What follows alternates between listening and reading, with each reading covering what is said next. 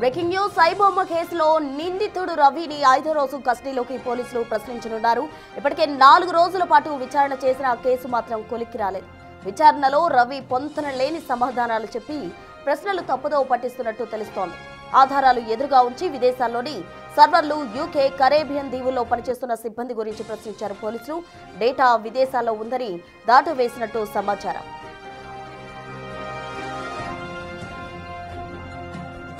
Ravi server లేకుండా cloud సర్వీసులే ఉపయోగించినట్టు పోలీసులు నిర్ధారించారు. బ్యాకప్ కోసం మరో క్లౌడ్ సర్వీస్ వినియోగించినట్టు గుర్తించారు. రవి పోలీసు కస్టడీ నేటితో ముగుస్తుండటంతో మళ్లీ కస్టడీ కోరే అవకాశం ఉంది. రవి స్క్రీన్ రికార్డింగ్ ద్వారా 6 ఏళ్లలో 21,000 సినిమాలు సేకరించాడు. రవి వెనుక మరెవరూ లేరని విచారణలో స్పష్టమైంది. తాజాగా బయటకు వచ్చిన 2 పైరసీ సైట్లతో రవికి సంబంధం లేదని గుర్తించారు పోలీసులు. మూసాపేటలోని నివాసం దగ్గర తక్కువ మందితో రవికి పరిచయం ఉన్నట్టు తెలుస్తోంది. అక్కడ వారికి web designer work from home అని చెప్పుకున్నాడు రవి. ఇతర రాష్ట్రాలకు, విదేశాలకు వెళ్తున్నట్టు చెప్పేవాడు.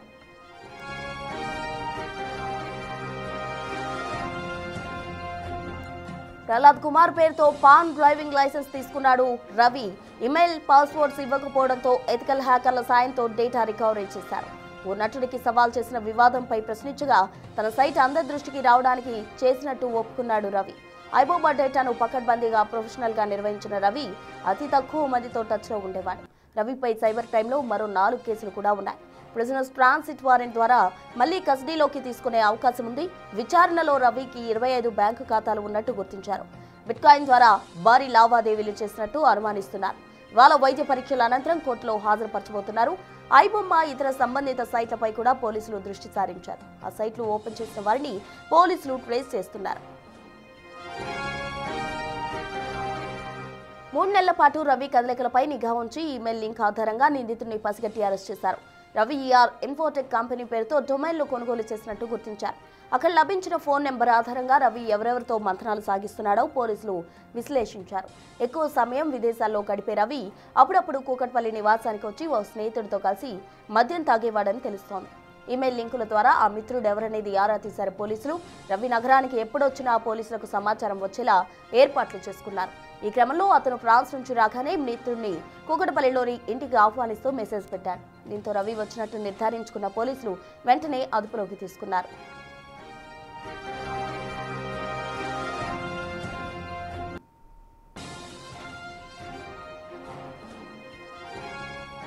ఐబొమ్మ నిర్వాహకుడు ఇమంది రవి కస్టడీ నేటితో ముగియనుంది. ఈ రోజు అతనికి మెడికల్ టెస్ట్ చేసిన అనంతరం కోర్టులో ప్రవేశపెట్టబోతున్నారు. పూర్తి వివరాలు మా ప్రతినిధి సాగర్ లైవ్ లో అందిస్తారు.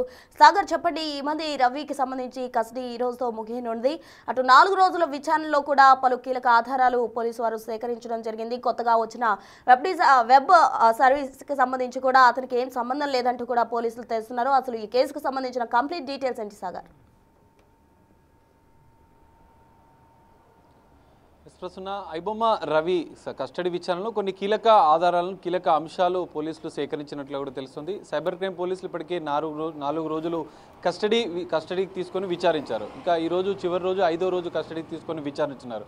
అయితే కీలకంగా ఐబొమ్మ రవికి ఏ దేశంలో సర్వర్లు ఉన్నాయి, అక్కడ ఎవరెవరితో సంబంధాలు ఉన్నాయి, పైరసీ ముఠాను ఏ విధంగా నిర్వహించాడు. ఎందుకంటే కరేబియన్ దీవుల్లో పౌరసత్వం ఉన్నటువంటి ఇమంది రవి అక్కడ కొంతమంది స్టాఫ్ని, సపరేట్ ఆఫీస్ని ఏర్పాటు చేసుకొని ఈ పైరసీ ముఠాన్ని నడిపిస్తున్నట్లు కూడా కొంత సమాచారాన్ని సైబర్ క్రైమ్ పోలీసులు సేకరించిన నేపథ్యంలో విదేశాల్లో ఉన్నటువంటి పైరసీ ముఠాలతో ఎలాంటి సంబంధాలున్నాయి, ఏ దేశంలో, ఎందుకంటే ఇమంది రవి మొదట 2 నెలల క్రితం తనకు సంబంధించినటువంటి వారు హైదరాబాద్లో అరెస్ట్ అయిన వెంటనే తను అప్రమత్తమయ్యాడు. 2 నెలల్లో కూడా తన వద్ద ఉన్నటువంటి డేటాను మిగతా వాటికి పంపించడంతో పాటుగా ఆయన ఎన్ఆర్ఐ అకౌంట్లో ఉన్నటువంటి భారీగా నదును ఇతర ఖాతాల్లోకి బదిలీ చేసినట్లుగా కూడా పోలీసులు గుర్తించారు. అందుకే ఇమంది రవి 100 కోట్లకు పైగా ట్రాన్సాక్షన్ చేసినట్లుగా అనుమానిస్తున్న సైబర్ క్రైమ్ పోలీసులు కేవలం 4 అకౌంట్లలో 20 కోట్ల ట్రాన్సాక్షన్ జరిగినట్లు, మరో అకౌంట్లో ఉన్నటువంటి 3 కోట్ల రూపాయలను సీజ్ చేశారు. అయితే మొత్తం 25 బ్యాంక్ అకౌంట్లలో 35 బ్యాంక్ అకౌంట్లు తన బ్యాంకు ఖాతాలు ఉన్నట్లు కూడా గుర్తించినటువంటి సైబర్ క్రైమ్ పోలీసులు 4 రోజుల కస్టడీ విచారణలో ఆయనకు ఉన్నటువంటి ఆర్థిక సంబంధాలపైన, ఆర్థిక లావాదేవీలపైన కూడా ఆరా తీశారు. ఆయా 25 బ్యాంకులకు 35 బ్యాంకు ఖాతాలకు సంబంధించినటువంటి వివరాలు ఇవ్వాలంటూ కూడా సైబర్ క్రైమ్ పోలీసులు ఆయా బ్యాంకులకు లేఖలు రాశారు. ఆ లేఖల నుంచి వచ్చినటువంటి స్పష్టత అనంతరం కూడా మరికొన్ని కీలక అంశాలు ఆర్థిక లావాదేవీలు. ఎందుకంటే ఇమంది రవి బెట్టింగ్ యాప్స్తో పెద్ద ఎత్తున ప్రమోట్ చేస్తున్నాడు. తన ఐబొమ్మ వెబ్సైట్లో పైరసీ మూవీలు అంటే రన్ అవుతున్న సందర్భంలో బెట్టింగ్ యాప్ ప్రమోషన్ జరిగినట్లుగా కూడా ఇప్పటికే పోలీసులు గుర్తించారు. ఆయా బెట్టింగ్ యాప్స్ నుంచి పెద్ద ఎత్తున ఆర్థికపరమైనటువంటి లావాదేవీలు జరిగినట్లుగా కూడా ఇప్పటికే ఆధారాలు కొన్ని సైబర్ క్రైమ్ పోలీసులు సేకరించిన నేపథ్యంలో బెట్టింగ్ యాప్స్తో ఉన్న సంబంధాలు ఇటు పైరసీ ముఠాలు, ఎందుకంటే అమెరికాలో క్లౌడ్ సర్వర్లను ఏర్పాటు చేసి కరేబియన్ దీవుల్లో ఉన్నప్పటికీ కూడా ఇతర దేశాల్లో నెదర్లాండ్స్లో, స్విట్జర్లాండ్లో, ఇటు అమెరికాలో క్లౌడ్ సర్వర్లను ఏర్పాటు చేసి ఈ పైరసీ ముఠాను నిర్వహించినట్లుగా కూడా సైబర్ క్రైమ్ పోలీసులు అనుమానిస్తున్న నేపథ్యంలో వాటికి సంబంధించినటువంటి అంశాలను ప్రశ్నలు అడిగినప్పుడు మాత్రం ఇలాంటి సమాధానం చెప్పలేడు, పొంతం లేని సమాధానం చెప్తున్నాడు. తాను ఒక్కడే ఇదంతా చేసినట్లుగా కూడా చెప్పే ప్రయత్నం చేస్తున్నాడు. కానీ ఇక్కడ ఐబొమ్మ రవి అరెస్ట్ అయిన అనంతరం కూడా కొన్ని కీలక పరిణామాలు జరుగుతున్నాయి. ఐబొమ్మ పేరుతో కొంత ఫేక్ వెబ్సైట్లు కూడా, పైరసీ వెబ్సైట్లు, సినిమాలు ఇంకా రన్ అవుతున్న పరిస్థితి. SBI బ్యాంకుకి సంబంధించినటువంటి ఒక వెబ్సైట్లో ఈ పైరసీకి సంబంధించిన మూవీలు ఆ లింక్స్ ఓపెన్ కావడం, ఇవన్నీ కూడా ఐబొమ్మ రవికి సంబంధం లేకుండా జరుగుతున్న నేపథ్యంలో మిగతా వాళ్ళు ఎవరు ఇదంతా చేస్తున్నారు, ఐబొమ్మ రవికి ఇంకెవరైనా సహకరిస్తున్నారా అన్న కోణంలో కూడా పోలీసుల దర్యాప్తు కొనసాగుతుంది. మరి చివరి రోజు ఎలాంటి అంశాలు వెలుగులోకి వస్తాయి కస్టడీలో అనేది కూడా చూడాల్సిన అవసరం ఉంది. మరో కీలక అంశం, ప్రహ్లాద్ అనే పేరుతో మహారాష్ట్రలో ఫేక్ నకిలీ పాన్ కార్డ్ని, నకిలీ డ్రైవింగ్ లైసెన్స్ని కూడా తీసుకున్న నేపథ్యంలో ఆ కేసులో కూడా మరోసారి అతన్ని అరెస్ట్ చేసి కస్టడీకి తీసుకునే అవకాశం ఉంది. మరి చివరి రోజు కస్టడీలో ఈ 3 అంశాలపైన క్లారిటీ వస్తుందా లేదా అనేది చూడాలి. ఎందుకంటే బెట్టింగ్ యాప్స్తో ఒక అంశం, అంతర్రాష్ట్ర విదేశాల్లో ఉన్నటువంటి పైరసీ ముఠాలతో ఉన్న సంబంధాలు, ఐబొమ్మ రవికి ఇంకా ఎవరెవరు సహకరిస్తున్నారు, ఇక్కడ తెలుగు రాష్ట్రాల్లో కావచ్చు, దేశవ్యాప్తంగా మరికొన్ని మూవీ రూల్స్ వెబ్సైట్తో కొన్ని సినిమాలు కొనుగోలు చేసినట్లు కస్టడీ విచారణలో వెలుగులోకి వచ్చిన నేపథ్యంలో ఇంకా ఎవరెవరు ఐబొమ్మ రవికి సహకరిస్తున్నారు, అంతర్రాష్ట్ర అంటే విదేశాల్లో ఉన్నటువంటి సర్వర్లను ఎవరు మెయింటైన్ చేస్తున్నారు, ఇతనికి ఇంకా అక్కడ ఎవరెవరు సహకరిస్తున్నారు అన్న అంశాలు ఇంకా క్లారిటీ రావాల్సి ఉంది. బెట్టింగ్ యాప్స్ ఏ సంస్థలతో ఎంత మేర ఆర్థిక లావాదేవీలు జరిగాయి, ఈ 3 అంశాలపైన ఇంకా లోతుగా సైబర్ క్రైమ్ పోలీసులు దర్యాప్తు చేయాల్సిన అవసరం ఉంది. మరో ఇప్పటి వరకు కూడా అతను ఐటీ యాక్ట్ ప్రకారం, మురిసి పైరటీ యాక్ట్ ప్రకారం మాత్రమే కేసుల్లో మాత్రమే అరెస్ట్ చేశారు. సో ఇప్పటికే ఫారినర్స్ యాక్ట్ ప్రకారం కేసులు కూడా నమోదు చేసిన నేపథ్యంలో ఈ రోజు కస్టడీ విచారణ ముగిసిన అనంతరం కూడా మరో కేసులో ఐబొమ్మ రవిని అరెస్ట్ చేసి అదుపులోకి తీసుకొని మరింత లోతుగా దర్యాప్తు చేయాలని కూడా సైబర్ క్రైమ్ పోలీసులు భావిస్తున్నట్లుగా కూడా తెలుస్తుంది. ప్రస్తుతం సాగర్, అయితే ఇప్పటి వరకు ఈ అంశాలకు సంబంధించి ఆ విచారణలో ఎటువంటి అంశాలు కూడా వెలుగులోకి రాని పరిస్థితి, ఓ కొలిక్కి వచ్చే ఛాన్స్ అయితే ఎక్కడా కనిపించలేదు. మరి ఈ రోజు కోర్టుకు హాజరుపరచనున్న నేపథ్యంలో మరోసారి కస్టడీకి అడిగే అవకాశం ఉందంటారా?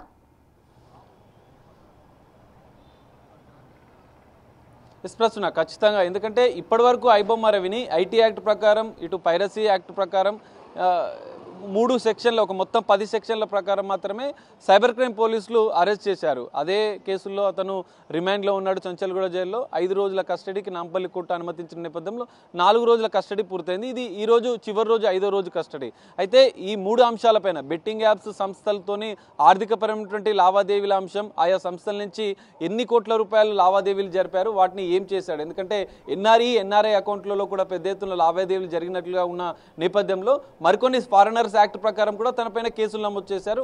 మహారాష్ట్రకు సంబంధించినటువంటి ప్రహ్లాద్ పేరుతో నకిలీ పాన్ కార్డు తీసుకున్నాడు, డ్రైవింగ్ లైసెన్స్ తీసుకున్నాడు.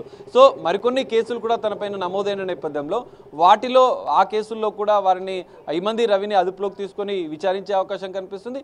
కస్టడీ విచారణ, 5 రోజుల కస్టడీ విచారణ పూర్తయిన అనంతరం కూడా మిగతా కేసులో ట్రాన్సిట్ వారెంట్ తీసుకొని అతన్ని అదుపులోకి తీసుకొని మరింత లోతుగా ఈ 3 అంశాలపైన లోతుగా దర్యాప్తు చేయాలని భావిస్తున్నారు. కొన్ని కీలక అంశాల మీద ఇంకా క్లారిటీ లేదు, పొంతం లేని సమాధానాలు చెప్తున్న నేపథ్యంలో తాను ఒక్కడే ఇదంతా చేసినట్లుగా కూడా చెప్పే ప్రయత్నం చేస్తున్నాడు. ఎందుకంటే మిగతా వాళ్ళని తప్పించే ప్రయత్నం ఏమైనా ఐబొమ్మ రవి చేస్తున్నాడా అన్న అనుమానాలు కూడా సైబర్ క్రైమ్ పోలీసులకు బలపడుతున్న నేపథ్యంలో సో అంతర్జాతీయంగా ఉన్నటువంటి వివిధ దేశాల్లో క్లౌడ్ సర్వర్లను ఏర్పాటు చేసి పైరసీ ముఠాను నిర్వహించిన నేపథ్యంలో అక్కడ ఎవరెవరు ఇమంది రవికి సహకరిస్తున్నారు, ఇంకా ఐబొమ్మ పేరుతో నకిలీ ఫేక్ వెబ్సైట్లు కూడా ఇంకా మరికొన్ని పుట్టుకొస్తున్న నేపథ్యంలో వాటికి ఐబొమ్మ రవికి ఇలాంటి సంబంధాలు ఉన్నాయి, ఎవరెవరు అతనికి సహకరిస్తున్నారు, బెట్టింగ్ యాప్స్ యాప్స్ సంస్థలతో ఎలాంటి సంబంధాలు ఆర్థికపరమైనటువంటి లావాదేవీలు జరిగాయన్న అంశాలు ఇంకా క్లారిటీ రావాల్సి ఉంది. ఇంకా ఎవరెవరు ఇక్కడ ఉంచి సహకరించారు, పైరసీ సినిమాలను ఎవరైతే రికార్డ్ చేసి పంపించారో సినిమా థియేటర్లో వారు ఇంకా ఎవరెవరు ఉన్నారు, అందులో ఇంకా ఎవరెవరు సహకరించారన్న అంశాలు, ఈ 3 అంశాలపైన ఇంకా లోతుగా దర్యాప్తు చేయాల్సి ఉన్న నేపథ్యంలో మరో కేసులో, ఎందుకంటే ఫారినర్స్ యాక్ట్ నమోదు చేశారు, ఈ మరోవైపు fake PAN card, fake driving licence వేరే అతని పేరుతో తీసుకున్న నేపథ్యంలో ఈ 2 కేసుల్లో మరోసారి ఇమంది రవిని కస్టడీకి తీసుకున్నారు. అందులో కూడా అరెస్ట్ చూపించి కస్టడీకి తీసుకొని ఆ కేసులో కూడా విచారించే అవకాశం ఉంది. ప్రధానంగా ఎన్ఆర్ఐ అకౌంట్లలో పెద్ద ఎత్తున లావాదేవీలు ఇతర అకౌంట్లకు మళ్లించినట్లుగా కూడా ప్రధానంగా కీలకంగా 4 రోజుల కస్టడీ విచారణలో గుర్తించిన నేపథ్యంలో వాటిపైన ఇంకా లోతుగా దర్యాప్తు చేయాల్సి ఉంది. వాటిని ఒకవేళ ఛేదిస్తే, ఎందుకంటే బ్యాంకులకు లేఖ రాశారు కాబట్టి ఆ 35 బ్యాంక్ అకౌంట్లకు సంబంధించినటువంటి స్టేట్మెంట్లు కావచ్చు, ఆర్థిక లావాదేవీలకు సంబంధించిన క్లారిటీ వస్తే బెట్టింగ్ యాప్స్ సంస్థలతో ఎంత మేర లావాదేవీలు చేశాడన్న అంశాలపైన కూడా క్లారిటీ వచ్చే అవకాశం ఉంది. సో అందులో భాగంగానే సైబర్ క్రైమ్ పోలీసులు ట్రాన్సిట్ వారెంట్ కింద మిగతా కేసుల్లో అరెస్టు చూపించి అందులో కూడా కస్టడీకి తీసుకొని విచారించాలని భావిస్తున్నారు. మరి చివరి రోజు కస్టడీ విషయంలో అయినా కూడా ఈ అంశాలపైన క్లారిటీ వస్తుందా, లేదంటే మరో కేసుల్లో అరెస్ట్ చేసి కస్టడీకి తీసుకొని విచారిస్తే ఈ అంశాలు వెల్లడవుతాయి అనేది మాత్రం చూడాల్సిన పరిస్థితి ప్రస్తుతం. Right Sagar, thank you. మొత్తంగా ఐబొమ్మ నిర్వాహకుడు ఇమంది రవికి సంబంధించిన కస్టడీ ఈ రోజుతో ముగినుంది. ఈ రోజు కోర్టులో ప్రవేశపెట్టబోతున్నారు. మరి జనత్ ట్రాన్సిట్ ద్వారా ఆయనకు మళ్ళీ కస్టడీ కోరే అవకాశం ఉంది. అయితే ట్రాన్సిట్కి సంబంధించి మళ్ళీ కస్టడీకి అనుమతిస్తుందా కోర్టు లేదా అన్నది వేచి చూడాలి.